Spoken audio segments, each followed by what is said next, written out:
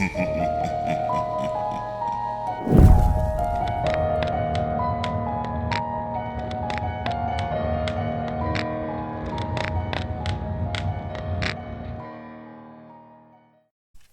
year around the Christmas holiday, magical things always seem to happen.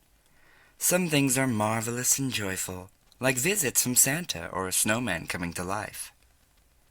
Many people say that they can feel the Christmas magic in the air or around them. Some things aren't so joyful. Around Christmas every year, kidnappings, murder, and suicide rates go up drastically as well.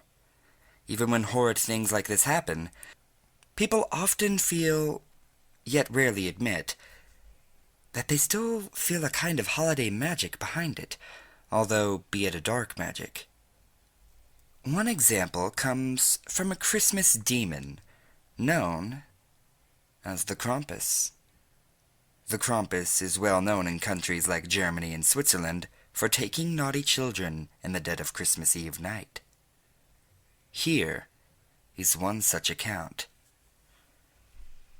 December 6th, 2013. My name is Eli Rockford. I am currently 7 years old as I write this.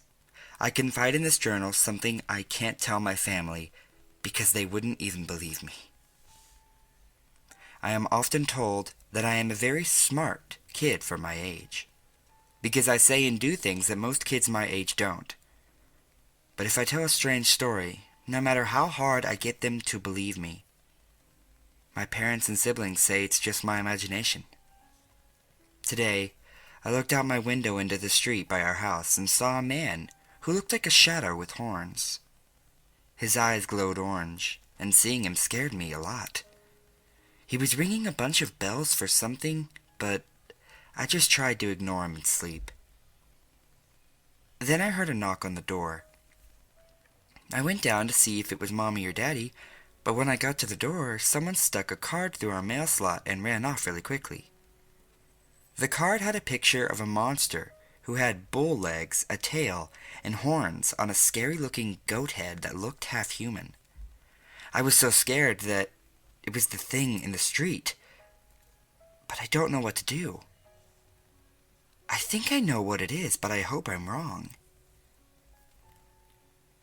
I showed the card to my dad, and he said it was Krampus.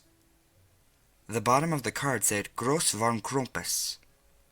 Daddy says every year Krampus punishes bad boys and girls on Christmas, but Santa gives good boys and girls toys. So now I'm not so scared. I always get toys on Christmas, so I must be a good boy. I still didn't tell him about the thing on the street, though.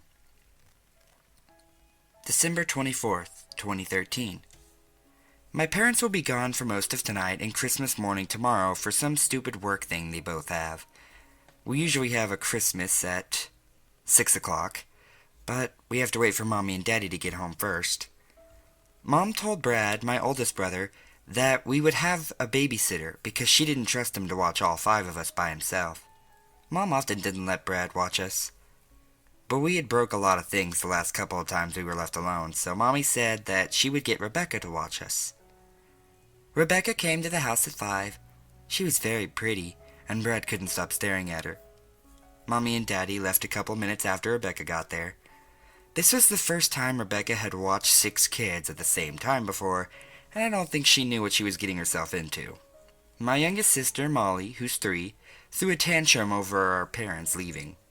Levi and Garrett, my younger twin brothers, who are both 5, started fighting. Brad talked with Rebecca most of the night, and Rachel spent the night in her room. Mom and Dad said that we would still get Christmas gifts tomorrow, but we had to wait to open them until they got home. We made hot cocoa, but the cocoa maker is broke, so the hot chocolate burned our mouths, and we all got candy canes too. Rebecca started to put us to bed at 8, and finally succeeded at 9:30. Even though she was clearly exhausted and frustrated with us, she told us that she had fun, and that she wouldn't have spent Christmas Eve any other way. I knew that was a lie, though. I awoke in the middle of the night at about 11 to see a crimson moon casting a dim red glow on the winter snow. I looked out my bedroom window and saw a red object coming towards our house, fast. It was hard to make out, but it looked like a red sleigh being pulled by reindeer. I instantly recognized this as Santa's sleigh, and ran to hide on the stairs and waited for him to come down the chimney anxiously. Out of the window to the right of our fireplace, I saw the sleigh fly overhead and heard many hooves trotting on the roof. I made sure to remain perfectly still and silent as a mouse. I waited for what felt like an eternity while soft footsteps echoed on the roof above me, getting closer to the chimney. I heard scuffling as ash and dust started falling from the fireplace, and soon 2 black boots landed. Then the rest of jolly old Saint Nick came through the fireplace with a bag of toys on his back. Without speaking a word, he went straight to our tree. He took gifts from his bag and scattered them under our lit-up plastic evergreen, then started on the milk and cookies we left for him. I felt that I had held my breath the entire time I was hiding on the stairs. I couldn't believe I was spying on the real Santa in my own home. Eventually, he made his way over to our stockings and started putting various knickknacks and candies in our stockings, starting with Molly. When he got to Levi, he took out a small black rock and eyed it sadly before placing it in Levi's stocking. It took me a second to realize that he gave Levi coal. I tried to stifle a laugh to the best of my abilities, but a small squeak escaped my lips anyways. Santa turned around and scanned the room. I remained as still as ever, and he turned back to the stockings, this time keeping his back to me, and put a piece of coal in Garrett's stocking too. He put a candy cane in Brad's stocking, along with a pocket knife. Rachel got a new phone and some Kit Kats, and finally he moved to my stocking, which is always furthest to the right, even though I'm the middle child. He began rummaging through his sack as I leaned forward excitedly to see what presents I was getting. Santa pulled out a large, jet-black piece of coal and stuffed it into my stocking. I felt a wave of anger, sadness, and regret all at once. I almost stood up right then and there to tell off the jolly old elf, but when he turned around, I saw tears in his eyes. Looked as if he was filled with similar emotions as I was, like he didn't like to have to give bad kids coal. It was for this reason that I remained quiet as Santa climbed back up my chimney, got into his sleigh, and flew away. I watched out my downstairs window as the sleigh flew from the roof and into the black abyss of Christmas night. I sat there, still in place, for a very long time, pondering how I could be a better child next year when I spotted something out of the window again. It looked like the same figure I'd seen before, but this time, the sleigh looked as if it were black. I wrote this off as it was really dark outside except for the moon's red glow, and I wondered why Santa would come back. Maybe he forgot something. Maybe he made a mistake. Maybe I wasn't naughty at all, and he was on his way back right now to fix his mistake. My mind was racing from one thought to another as I began to hype myself up for my possible Christmas presents. I stopped watching the window and had begun to daydream about the next morning, until hooves on the roof interrupted my thoughts. I heard loud, heavy clacking this time as he got closer to the chimney. Ash began to fall down the chimney, creating an ashy cloud around the fireplace, as what I assumed to be Santa began coming down and landed with a loud crash. My final thought before seeing what came next was, how has no one noticed all of this? Through the cloud of thick black ash protruded 2 large horns, with stripes of red and white like those of a candy cane's. As the dust settled, the rest of the figure was revealed. His skin was a pale, icy-looking blue. His beard was like Santa's, except it was black and came to a point. His nose was long and his face looked grizzled, but more human than I thought. His horns looked like they'd touch the ceiling if he jumped. His body looked human in shape, but animal in appearance. His legs were twisted and ended in hooves, like that of a bull. He had a long tail. His torso was contorted, and everything but his face and palms were covered in fur. He had broken chains around his wrists, and what looked like a heavy red Christmas ornament attached to his tail by another chain. His ears were pointed, and so were his yellow teeth. Despite his horrid, outlandish appearance, the most notable things about the creature were its bell that it wore, and the basket on its back that had the limp arm of a child hanging from it. The stories were true. And so is Krampus. I couldn't believe my eyes. I had seen sleighs go by, magic reindeer fly overhead, and I'd even seen Santa himself, but none of that could have prepared me for the beast that is Krampus. He moved around the room with such speed that I was caught off guard.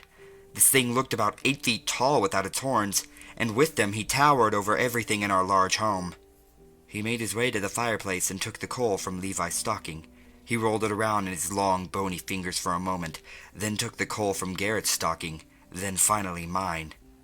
He studied the coal for a moment, and a wide smile full of pointy yellow teeth beamed across his face. Naughty little children, I heard it say in a cold, raspy voice. A shiver ran up my spine as he said it. No, as it said it. I was paralyzed in both fear and awe at the creature that roamed my living room beneath me. I thought he was moving towards the tree, but it walked past it and started going down the hallway into Levi and Garrett's room. I remembered the things my father used to say about it, that he whips bad kids, takes them away. Sometimes he eats them. Sometimes he shakes them and scares them into being good. All these horrid things and more danced through my head as the monster creeped into the twins' room. I tried to scream with all my might, but no sound would escape my mouth. As I finally was able to choke out, "Levi! Garrett!" Screams had already filled their room. Levi came running out of his room, screaming his head off as Garrett followed suit. But the creature's long, twisted arms reached out from the room and grabbed Garrett's leg, pulling him back in. I stood up from my spot on the stairs and motioned for Levi to come to me. Garrett's screams fell silent. The Krampus emerged from the room alone. His nose seemed shorter now, his face even more deformed. I gripped Levi's hand tightly and we ran for Brad's room. I wailed on his door again and again, but he wouldn't come out. I would have tried harder to get his attention, but I could hear it coming up the stairs as each hoof hit each step. I took Levi to the laundry room and told him to hide in the laundry chute. Once he was inside, I began lowering the laundry hamper so he could get downstairs without confronting the monster. Before he was lowered out of sight, I told Levi to go start the hot cocoa maker because I had a plan. He nodded, and once he got to the bottom, I felt the hamper get lighter as he climbed out. I heard the hooved footsteps getting louder and closer to the laundry room. I began pulling the laundry hamper up and climbed in just as the door was violently flung open, despite the locks on it. The beast licked his lips with its long, skinny tongue as he slowly approached my trembling body inside the hamper. I began to bounce myself and rock the hamper as Krampus got closer and closer, but the hamper wouldn't fall no matter how hard I rocked it, and the creature was nearly upon me. I felt its breath on me as it excitedly panted, getting further. I expected its breath to be hot, like that of a dog's, but instead it felt like the coldest winter chill caressing my skin. I shook the whole hamper as savagely as I could before it finally budged. The hamper fell, and before I knew it, I was on the first floor. I crawled out of the chute and ran to the kitchen as the demon rampaged upstairs. As I came into the kitchen, I noticed no signs of my little brother, but I did see that the hot cocoa maker was on. The stomping of the creature upstairs continued, but didn't seem to be near the stairs, so I focused on finding Levi. He wasn't hiding in any cabinets, but he wasn't anywhere in the living room. I decided he might be in his room, so I quietly crept to it, slowly but steadily. The twins' room was thrashed, and Levi wasn't there. There was blood on the wall. I shuddered to think that it once belonged to my baby brother. A small, bloody handprint was smeared on the wall by the door. Dread was all I could feel in that moment. Dread for misbehaving all year. Dread for what had become of my little brother. And dread for the silence that fell in place of hooves stomping around upstairs. I quickly and silently made my way back to the kitchen and took out a large coffee pitcher of scalding hot cocoa. As I crept out of the kitchen into the living room, I had an ominous feeling of dread, as if I were being watched. I could barely see in the dark of night, and I couldn't locate our light switches. The only source of light I had was the dim, eerie glow of the lights from the Christmas tree. As I scanned all entrances to the dining room, something moving caught my eye. The chandelier had begun to start swinging as if someone had bumped it or hit it. There was soft thudding that accompanied the squeaking of the rocking corona. As I looked around to make out another vague shape in the glow of the Christmas lights, I saw what bumped the chandelier. The monster was crawling on my ceiling like a large, twisted spider. His arms were bent in excruciating-looking ways to grip the ceiling and watch me with his eyes that burned like fire. I wanted to scream at the top of my lungs at the very sight of it, but instead I held my ground. A cruel smile spread across the face of the predator who was stalking me. He undug his fingers from the planchette and landed on the floor in front of me with a tremendous crash, mere inches away from me.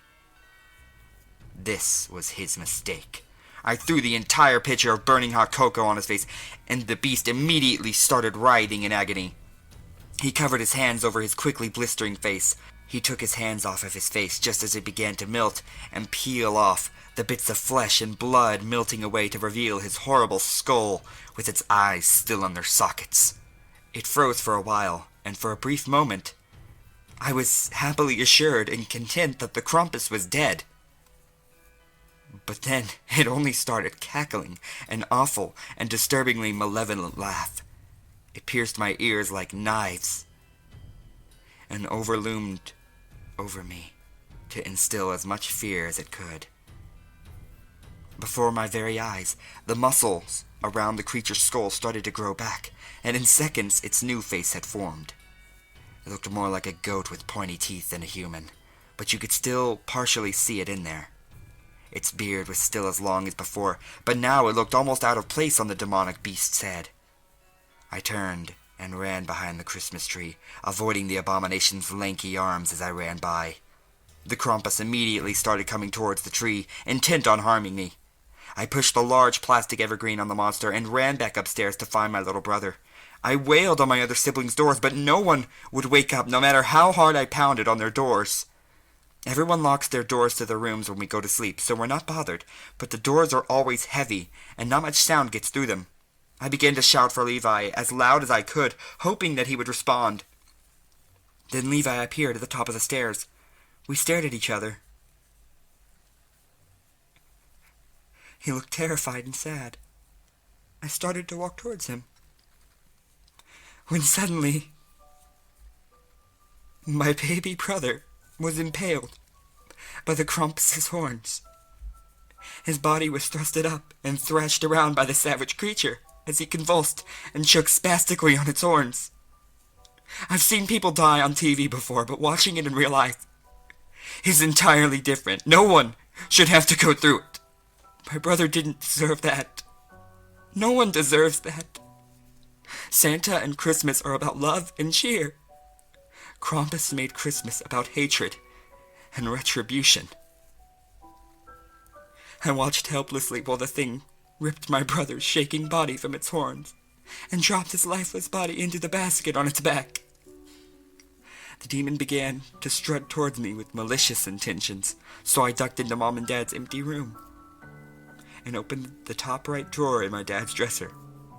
I wasn't tall enough to see what I was reaching for, but when I felt it, I pulled out my dad's pistol. I opened the other dresser, and had put 2 bullets in the pistol by the time the creature burst open the door. I shot it twice, and hit it both times, but it was unfazed by the bullets. The loud noise clearly hurt both of our ears, and as the monster clawed at its ears while screaming in pain, I began to quickly crawl towards the window until something long, thin, tight, and slimy grabbed my right leg and began pulling me back. I looked behind me, to my terror, to see the Krampus was using its incredibly long tongue to pull me to its mouth full of sharp and jagged fangs. I began to breathe in and out quicker and quicker, and began panicking as my foot got closer to its mouth. I lifted my leg and kicked it in the face twice before its tongue finally loosened. Before I could breathe, Krampus picked me up and began shaking me wildly. I kicked him a second time, this time with my right foot, and he flung me into the hallway where I began limping away. I had reached the end of the hallway when I heard a loud, popping crack sound, moments before feeling a sharp sting all across my back. I looked back and saw that the holiday devil had whipped me with a whip like a lion tamer would use. I felt the warm blood ooze onto my back as the new pain started settling in. I started to limp away to safety when I was picked up by Krampus again. His long, cold fingers wrapped around my back and stung my cut even worse. He looked at me, right in the eye, before lifting me behind him and dropping me into the birch basket on his back. On the outside of the basket, it looks like it could only fit a couple kids inside. But the inside is massive. I fell into a mountain of bodies.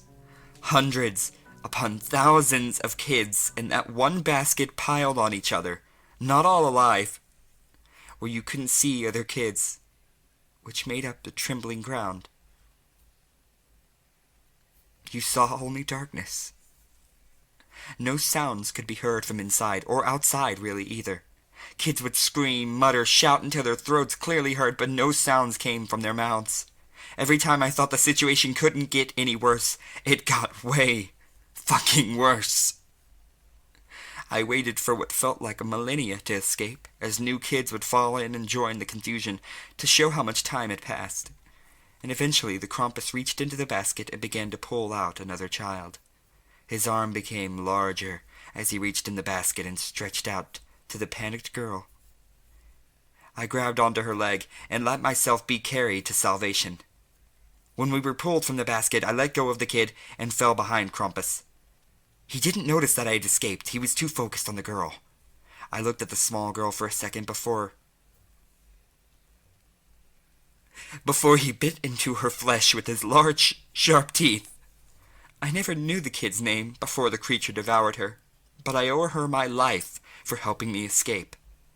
I backed away slowly from behind as Krampus feasted on my fellow child at its dinner table. I had no idea where I was now, but it was dark and it was cold. I think this is where the creature lives.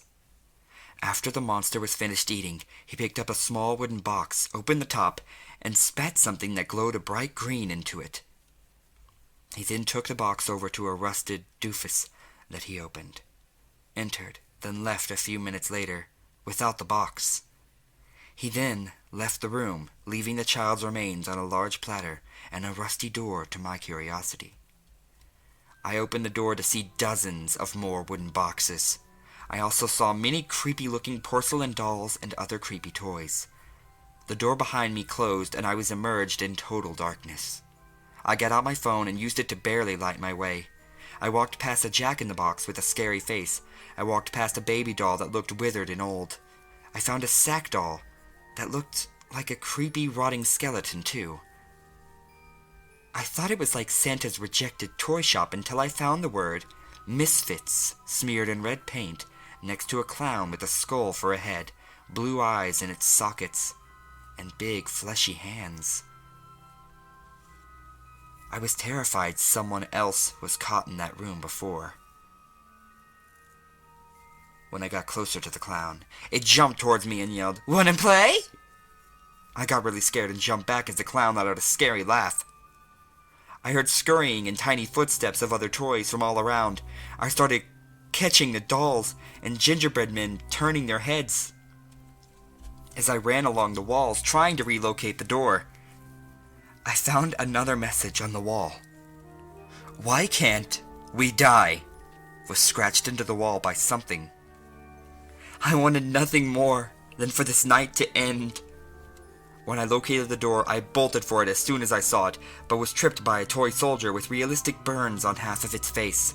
I kicked a tiny hunk of plastic away and moved closer to the door when a deformed baby doll appeared from the darkness and sank her teeth into my leg.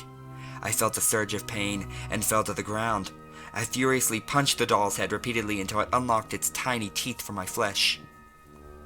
The porcelain atrocity scurried off as other terrible toys danced around me in the darkness. More and more of them kept popping up and coming out of the boxes like the one Krampus spat the glowing thing into. The toys began muttering words, but I couldn't make out what they were saying. The muttering got louder and louder until I understood some of their words. "Feel our pain. He killed us, but not entirely. He gobbled me up and spat my soul into a puppet. Kill us. Let us die." The things they said were terribly dreadful, to say the least. I got up and started to make my way to the door as the dolls chanted more obscene things to me. "We're gonna eat you alive, like he ate us. I'm gonna whip out your eyes." Although they continued to chant, none of them came towards me again as I moved around the dark room. I saw a small toy skeleton in Santa's clothes with a beard move by. A puppet with many nails sticking out of its wooden head was strung up to the ceiling, moving and wrestling with its strings. I spotted a stool that was pulled up to the workbench with tools and a teddy bear on it. The teddy bear had real bear claws sticking from its paws and real human teeth in its mouth. I reasoned that this was the Krampus's demented toy shop and decided to leave before it was too late. I walked past the bench to the door and started pulling on the rusty metal handle. The door was extremely heavy, but slowly budged and started opening as I pulled back with all my might. Light began to bathe the room and the misfit toys dashed to the shadows to avoid the light. I ran from the dark room, closed the door behind me, and leaned on it for a while to catch my bearings. I looked around at the only other room in this place that was familiar to me. I went by the long table that the monster ate the nameless girl at, trying not to think about it, trying to think of something, anything, to distract me from the horrors that I have bared witness to on the most unsuspecting and happiest time of the year. I walked to an open door and poked only half my head out to scan the perimeter of the room. It led to a large room that had various whips, saws, and various other torture devices. I crept in and kept to the wall. I spotted 3 dark wooden doors amongst the darkness and concrete walls.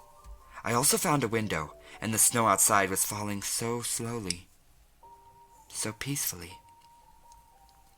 2 doors were on one large wall, opposite of the window, and the other was on the wall to the right of the window. I first tried one of the doors on the long wall, but had decided beforehand to go to the door right of the window, thinking it would lead me closer to a door out or something. The walls were lined with racks, and racks were lined with hellish masks. Some had horns, some had long serpent tongues sticking out, some had teeth, some had patches of skin, some had antlers. One was a wired skull with antlers, and the antlers had lit candles on them.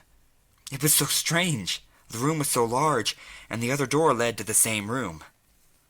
I left without moving the door, in fear that closing the heavy door would create noise and would lead the creature to me. I walked alongside the wall to avoid the equipment, straight to the only door I had left. I opened the door slowly and with caution. The first thing in the room I noticed was a strange tree that looked like an upside-down purple Christmas tree. The trunk that was in it was on the bottom, but the pines and branches looked upside down. The tree was decorated with red and green lights and small bones. There was another window in this room, but it was on the same side as the last. There was an open doorway that led to a hallway that teed off, and 2 signs labeled the directions. The right one said, "Surveillance Room," and the left one said, "Stables." I went to the stables thinking I might be able to find a reindeer to fly out of this place with. It seems like a silly plan now in hindsight. I opened the stable door and awful smells invaded my nostrils immediately. There was frost on the floor as well. There were 8 stables lined up along the wall to the right, each with demonic reindeer heads sticking out. Below each head was the doors to each stall, each with pendants of names on them. I read the names out loud as I started down the row. Each one was grotesque in their own right. 1 or 2 had exposed skulls. Each had jagged teeth. Some had manes, and others had dried blood on their fur. 7 of their eyes glowed red. Slasher, I said as I passed the first one. Wrathful. Gorgon. Putrid. Cyclops. Cyclops was missing 1 fiery eye. Rabies. Goner. The last monstrous reindeer looked like a hellish Rudolph. His head held flames that danced from its gnarled snout to the back of its mane. Between its sharpened, bloody antlers furiously flickered bolts of electricity. Blitzkrieg. I decided that riding one of these things was out of the question and began searching for an exit. I realized the only door to the room was the one I came from. I looked all over the room, looking for some other way out, and saw the reason for the cold. The top crease and upper part of one wall was missing and led outside. It was far too high to reach. I left the stable room and went into the surveillance room. The handle felt icy cold as I slowly opened it. The room, like all the rest, was large. One wall was covered with monitors. The bottom middle monitor stuck out more than the rest and had a keyboard below it. A chair was also pulled up to it. Each screen had various kids on it, some in dreadful conditions, others minding their own business. No sound came from the monitors, but I started to notice that I was hearing a ticking noise. A clock above the door I came in read 5:45. Christmas Day didn't start at my house until 6. The wall opposite of the monitors had many names scratched into it. I wondered if the dead girl's name was scratched under the wall. A door that read exit was to the right of the monitors, but the computer said search name. I sat in a large chair and typed in Garrett Rockford. A nutcracker that had 2 bodies attached from the sides of its head popped up. Each body seemed to be trying to yank away from the other. Its face looked like it was in pain, and it had the same color eyes as Levi and Garrett. I looked up Levi Rockford, and the same thing popped up. I sat frozen in awe for a moment. Tears filled my eyes and ran down my cheeks. The ticking of the clock seemed to turn into clopping as I sobbed. I was crying more than I had ever cried before. I cried so hard that I began to hear a ringing. Then the chair I was in spun around, and I was face to face with Krampus. He looked menacing and insidiously sinister. His horns were partly covered in blood, his long fingers looked sharp, and his eyes burned like never before with all the fire and hatred of hell. He waved his long, sharp, bony finger at me and said, Naughty, naughty. He said cruelly and mockingly. He licked my face with his incredibly long tongue, then began to wrap it around my throat. He started constricting his tongue and choked me. I was gurgling and coughing and struggling, but it did nothing. I started feeling weaker and weaker as my head heated up. My lungs screamed for air. My vision even started to become blurred. Then I knew that if I didn't do something quickly, I was going to die. I punched him in the face with all of my might and knocked him back for only a brief moment as his tongue recoiled into his mouth. I utilized my time and ran towards the exit. I felt the ground shake directly behind me as heavy hooves shook the floor violently in their wake. I felt the creature's cool breath on the back of my neck. I pushed the door open and ran into the freezing cold as my pursuer followed suit. I ran until I was knee-deep in snow, until a lanky hand gripped me and started dragging me back. The dark sky slowly lit as the sun started to emerge from the bottom horizon. The Krampus stopped dragging me.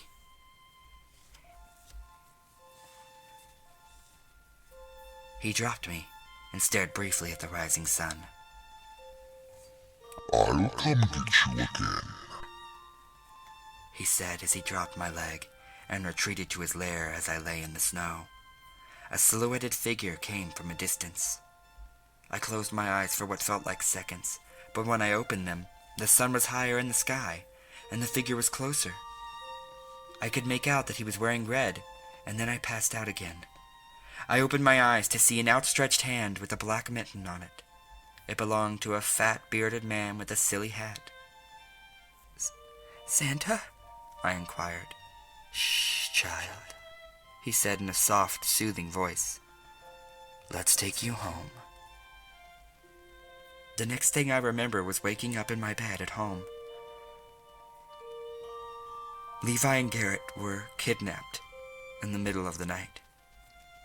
I found out from Rebecca, Brad, and Molly, who already told our parents and the cops. I tried to tell them what really happened, but no one believed me. They only got mad when I tried to explain it to them. So I gave up on trying to tell them. But I know. I know what happened. That's how I spent my Christmas.